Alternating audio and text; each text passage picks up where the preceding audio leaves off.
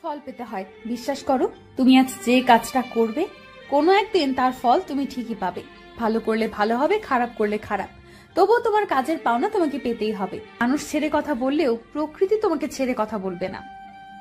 কারোর সাথে প্রতারণা করবে, কিছুদিন পর তুমিই কারো না কারো কাছে প্রতারণার শিকার হবে। কারো বিশ্বাস ভঙ্গ করবে, দিন পেরিয়ে সন্ধ্যা হলেই টের পাবে কেউ তোমার বিশ্বাস নিয়ে খেলা করছে।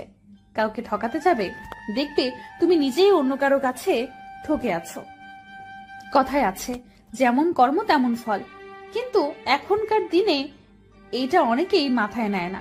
সবাই এটা শুনলে ম্যাকি হাসি দেয়। অনেকেই বলে এসব কথার দাম নাই, কত মানুষের কত কিছুই করতেছে, তাদের কিছুই হয় না, তেমনি আমারও হবে না। আরো একটা প্রবাদ বাক্য আছে যে ওস্তাদের মার শেষ রাতে। তাই যারা ভাবছো যে অন্য কিছুই হবে না, তারা কোনো একদিন ঠিকই বুঝবা যে শেষ রাত কাকে বলে। কত ধানে কত চাল, তখন কিছুই করতে পারবে না। ছেলে হয়ে যদি একাধিক মেয়ের সাথে সম্পর্কে জড়িয়েছ, খারাপ কাজে লিপ্ত হয়েছ, জেনে রাখো তোমার ভবিষ্যৎ সঙ্গীও এমনই হবে যে একাধিক ছেলের সাথে বিছানায় শুয়েছে। মেয়ে হয়ে একাধিক ছেলেদের ঠকিয়েছ, প্রতারণা করেছ, জেনে রাখো তোমার জীবনে এমনই এক পুরুষ আসবে যে অসংখ্য ভার প্রতারিত হয়েছে। তখন তোমাকে বিশ্বাস করার মতো তার কাছে কোনো পথই খোলা নেই। তোমাকে দেওয়ার অবশিষ্ট কিছুই থাকবে না। খাবারের বিল না দিয়ে, বাসের ভাড়া না দিয়ে অনেকেই চলে